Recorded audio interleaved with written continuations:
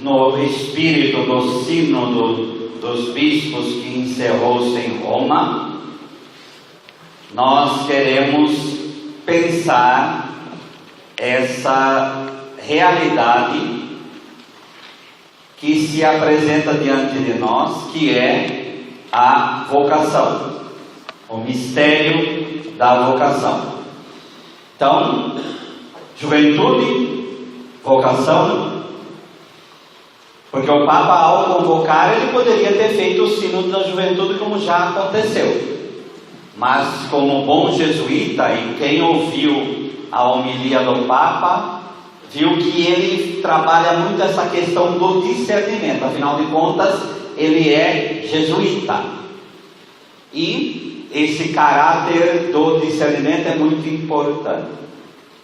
Então, dois momentos que nós vamos trabalhar aqui hoje. Por quê? Porque nós queremos levar algo para as nossas comunidades. Um primeiro momento é a vocação em si. A vocação em si. E o segundo momento, o contexto que nós estamos vivendo hoje, que é um momento muito difícil para a vocação de comunidade, não, para qualquer vocação. Então nós estamos vivendo um momento muito difícil. Basta ver o momento como a gente viveu agora no país. Se surgiu tudo o que surgiu em matéria de desavença, de problemas, é porque nós não estamos bem. Se nós estivéssemos todo mundo tranquilo e em paz, não haveria problemas que houveram. É porque nós não estamos bem. Então, em primeiro lugar, a gente aceitar a vocação como uma realidade divina. Por isso que nós tomamos a parábola do semeador. Vamos encarar a vocação como uma palavra de Deus que é dada a cada um de nós. E, tanto nas comunidades, como a vocação matrimonial, como a vocação para ser celibatário no mundo, como qualquer vocação. Ninguém nasceu para ser estéril. Ninguém nasceu para não ser nada na vida. Todos nós temos vocação. Tá? Muitas vezes no passado, a palavra vocação só se lembrava de padre, irmão e irmã religiosa. Não. Vocação, e também não é só para quem está em comunidade. Vocação é para todo ser humano, e não só para cristão. Vocação é para todo e qualquer ser humano. É uma realidade divina que Deus nos dá. Então, o semeador saiu a semear, a semente é lançada, e nós queremos enxergar a vocação como essa semente. A semente a gente sabe muito bem que é a palavra de Deus, e essa vocação que Deus nos deu é a palavra de Deus que Ele nos deu, que Ele nos forneceu.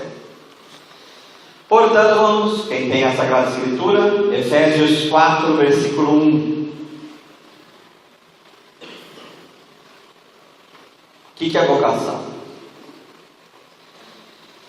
Rogo-vos, pois, eu, o prisioneiro do Senhor, que andeis de modo digno da vocação a qual fostes chamados. Então, há um modo correspondente a essa realidade, que é a vocação. Essa clesis, esse chamado, que não é tratado somente como algo fortuito, mas uma realidade em nossa vida. E nós queremos já começar a ligar com a juventude. Qual é o itinerário da vida do cristão? Qual é o itinerário da vida do ser humano? Como uma árvore, já que estamos falando de semente, uma semente é lançada, e aquilo vai crescendo, o broto germina, vai se desenvolvendo, até chegar na maturidade. Ao chegar à maturidade dessa árvore, por exemplo, vai pegar uma jabuticabeira e demora 12 anos, ele fica contemplando ela, esperando, não é?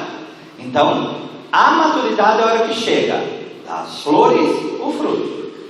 Passam as estações, E o que é o fruto? O fruto são novas sementes. Então nós queremos ser frutíferos. Nós queremos produzir outras árvores. Nós queremos fazer com que essa realidade chegue aos mais longínquos recantos do mundo. As árvores são assim também. Elas atraem pelo perfume, elas atraem pelo perfume das suas flores, pela beleza dos frutos, pelo sabor doce dos frutos. Para quê? Em primeiro lugar, não é para sustentar nós. Em primeiro lugar, para espalhar as suas sementes. Foi Deus que assim o fez. Até chegar um ponto em que essa árvore começa a não dar mais frutos, ela vai diminuindo e ela morre. Essa é a nossa vida. E a juventude é o quê? É o começo do aprendizado de dar frutos. É o começo quando essa árvore começa a aprender a dar seus frutos. Como nos animais também, a mesma coisa.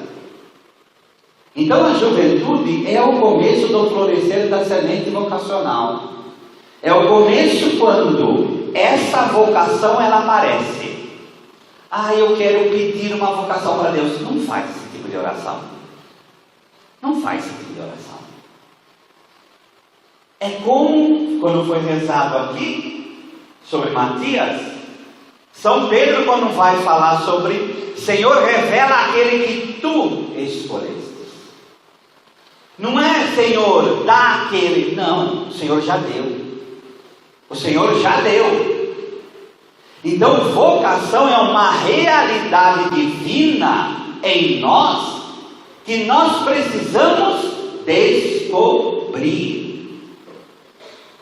E ajudar um jovem ou uma jovem a descobrir a vocação não é impingir algo àquele jovem, mas é fazer com que ele veja que a vocação é uma realidade divina e que ele está na idade de descobrir isto daí. Pode descobrir depois, sim.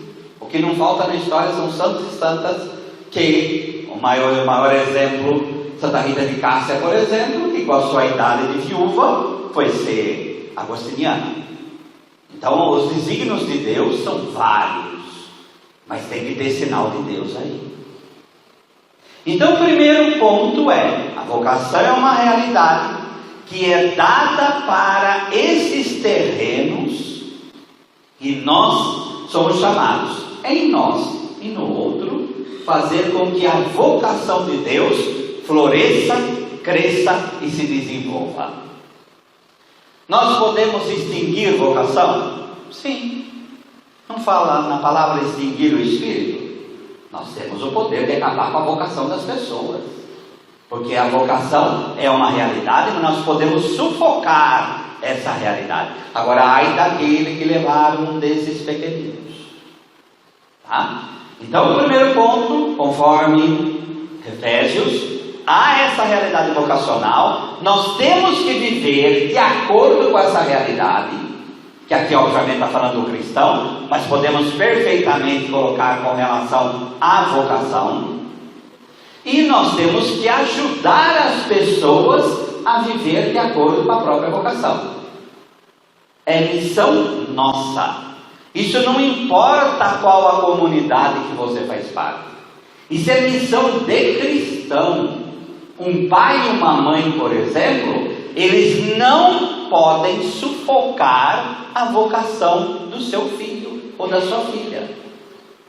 E quando eu falo assim, inclusive de matrimonial, tem que ver e respeitar a liberdade e fazer. Olha, se é essa a sua vocação, vamos trabalhar nisso, mas você vai ter que saber as consequências disso ou daquilo. Se o pai e a mãe de Santa Rita de Cássia fizessem, não, aquele é muito genioso, aquele homem lá, melhor você não casar com ele não. Ela não seria a santa que ela foi. Deus tem os seus desígnios. 1 Coríntios 7:20. 1 1 Coríntios, que é o capítulo sobre virgindade e matrimônio, e diante de celibato e matrimônio, São Paulo vem com essa frase: cada um permaneça na vocação que foi chamado. Então esse permanecer na vocação é algo que também deve fazer parte. E como nós vamos ver mais para frente, este é um dos maiores problemas que nós enfrentamos hoje. E não estou falando de novo, desculpa ser repetitivo, somente com relação à comunidade. Olhe os matrimônios por aí. Estão bem? Não estão. Por quê? Permaneçam na vocação. Estão permanecendo na vocação? Não. E nós temos que saber por quê.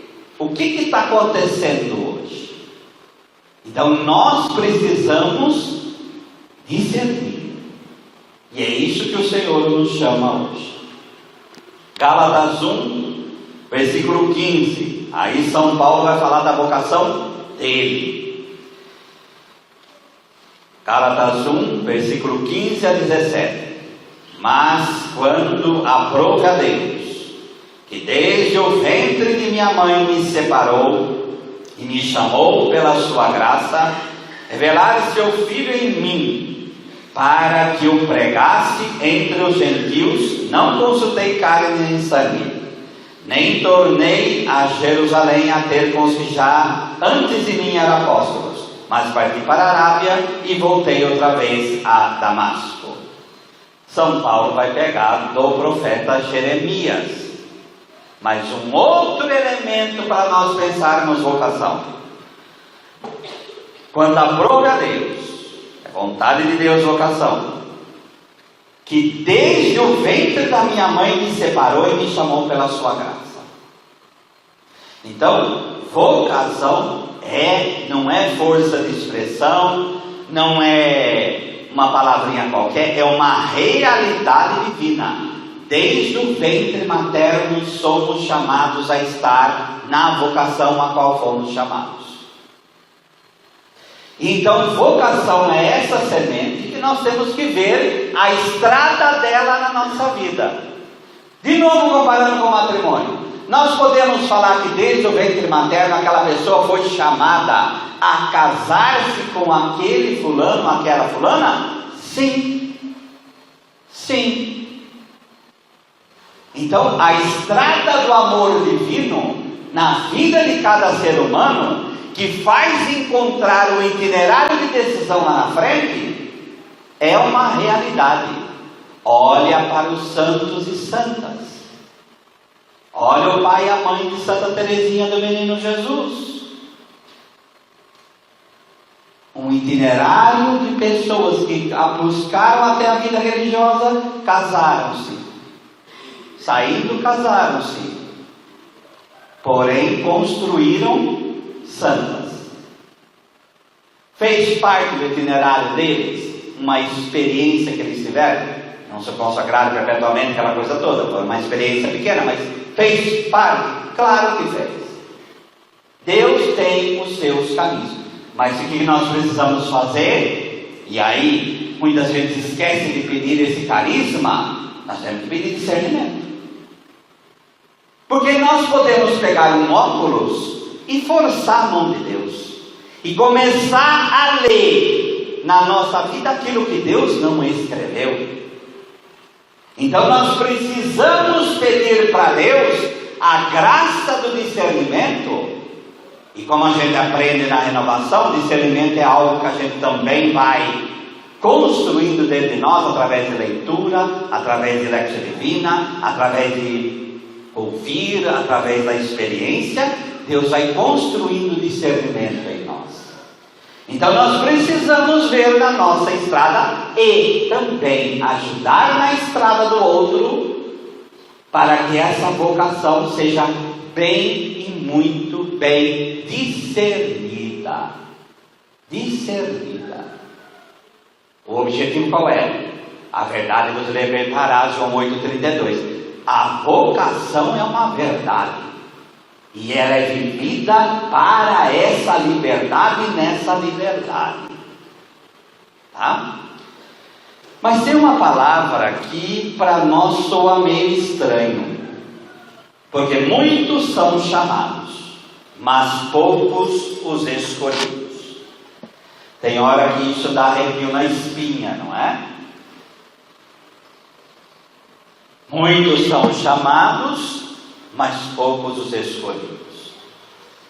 Dois pontos que a gente pode cair com um erro. Chamado, todo mundo é. Os escolhidos, então eu sou um escolhido. Eu sou um escolhido. Cuidado. Cuidado, porque o anjo de luz caiu. Ele se achava tão que caiu. Tá? Então, muitos, o chamado é feito a todos. Esse muitos é um hebraísmo que pode ser lido como todos. E o que são os eclecti, os chamados aí? Esses escolhidos, perdão, esses eleitos, esses escolhidos. O que é ser escolhido? É corresponder ao chamado. Simplesmente.